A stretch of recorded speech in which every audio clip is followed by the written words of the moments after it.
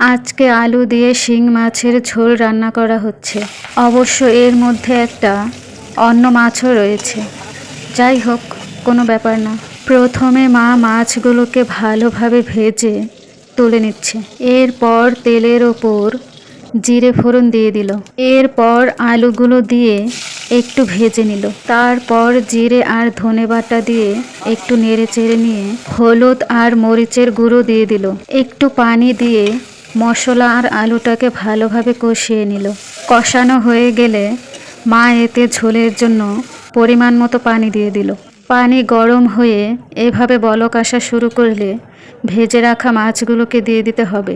এই তো, এখন কিছু সময় জাল দিয়ে নিলেই তৈরি হয়ে গেল আলু দিয়ে শিং মাছের ঝোল। পেঁয়াজ রসুন ছাড়াই তরকারিটা এত মজা হয়েছিল যে মাকে তো বলেই দিয়েছে পেঁয়াজ রসুন খাওয়া বাদ। এখন থেকে এভাবেই তরকারি খাবো।